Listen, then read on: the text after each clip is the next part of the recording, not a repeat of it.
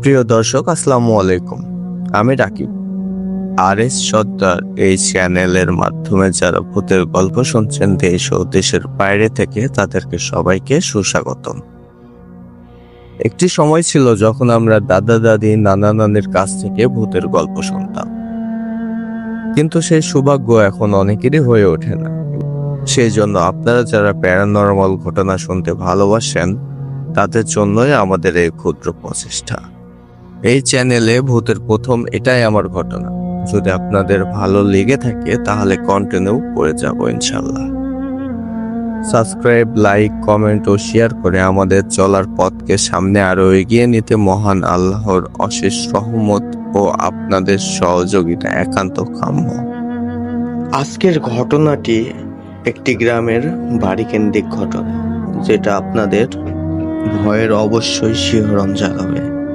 চলুন তাই আর দেরি না করে ঘটনাটি আমরা শুরু করি।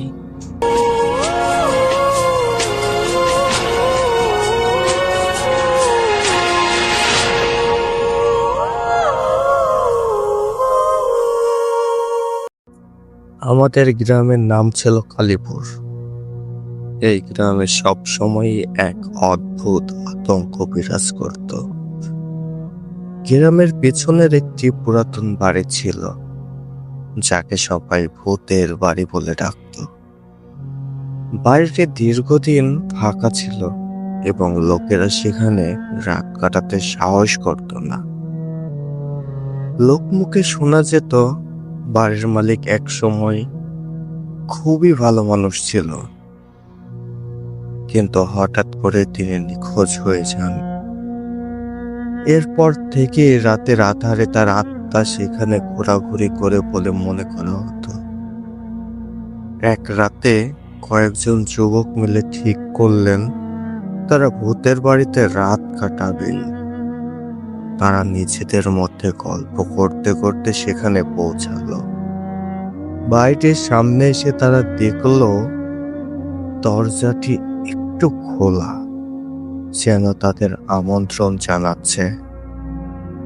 একটু সংকোচে কিন্তু কৌতূহলে তারা বাড়ির ভেতরে প্রবেশ করে। বাড়ির ভেতরে সবকিছু ছিল পুরনো এবং ভাঙাচোরা, কিন্তু একটি মৃদু বাতাসে তাদের কাছে এসে তাদের চমকে দিল। হঠাৎ করেই তারা শুনল একটি অস্পষ্ট গলার শব্দ, জানো, আমি এখানে একা রয়েছি। তারা ভয় পেলেও তাদের সাহস ধরে রাখার চেষ্টা করলো। এক যুবক বলল, আরে এটা শুধু বাতাসের শব্দ, কিছু নয়। কিন্তু ঠিক তখনই কক্ষটির একটি জিনিস হঠাৎ পড়ে গেল। সবাই তাড়াতাড়ি ফিরে এলো এবং দেখলো একটি সাদা ছায়া কক্ষের মধ্যে দিয়ে চলে গেল। তারা আর দাঁড়িয়ে থাকতে পারল না এবং দ্রুত বেরিয়ে পড়ল। বাড়ির বাইরে আসার পর তারা শপথ করলো আর কখনো সেখানে ফিরে যাবে না।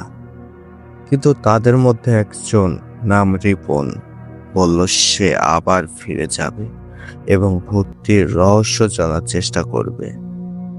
সে রাতে একা ভাগ্যে পাড়ি দিল। রিপন যখন ভিতরে প্রবেশ করলো, তখন সেই সাদা ছায়া আবার সামনে এলো। এবার সে ভয় পাওয়ার বদলে সাহস দেখানোর চেষ্টা করলো। তুমি কে? সে জিজ্ঞেস করলো। সে ছায়া ধীরে ধীরে স্পষ্ট হতে লাগলো। এটি ছিল পূর্বের বাড়ির মালিকের আত্মা। তিনি বললেন, আমি এখানে অভিশপ্ত। একটি অপরাধের জন্য আমাকে মুক্তি দাও। রিপন ভাবতে থাকলো যে কি করে তাকে সাহায্য করা যায়। আত্মাটি বলল, রাতের দ্বিতীয় প্রহরে তোমাকে আমার নাম বলতে হবে। আমি যদি নিজের পরিচয় পেয়ে যাই, তবেই আমি মুক্তি পাব। রিপন সেই রাতে তার বন্ধুদের কাছে ফিরে এসে তাদের সাথে আলোচনা করলো। তার ঠিক করলো পরদিন রাতে একসাথে ফিরে যাবে। সে রাতে সবাই একসাথে বাড়ির কাছে গিয়ে আত্মার নাম উল্লেখ করলো এবং প্রার্থনা করতে লাগলো। এবং একটি আনন্দময় হাসি দিয়ে বলল, আমি এখন মুক্ত। এবং তারপর ধীরে ধীরে মিলিয়ে গেল। সেই সময় থেকে কালীপুর গ্রামে আর কোনো ভয়ঙ্কর ঘটনা ঘটে না। মানুষ সেখানে শান্তিতে বাস করতে লাগলো এবং ভূতের বাড়ি সকলের কাছে একটি স্মৃতি হয়ে থাকলো যে সাহস এবং বন্ধুত্বের সহযোগিতায় যে কোনো ভয়ের মুখোমুখি দাঁড়ানো সম্ভব। এভাবেই গ্রামবাসীরা ভয়ঙ্কর ভূতের গল্পকে কেবল একটি গল্প হিসেবে মনে রাখলো, আর সেই বাড়িটি তাদের জন্য হয়ে উঠল সাহসের প্রতীক।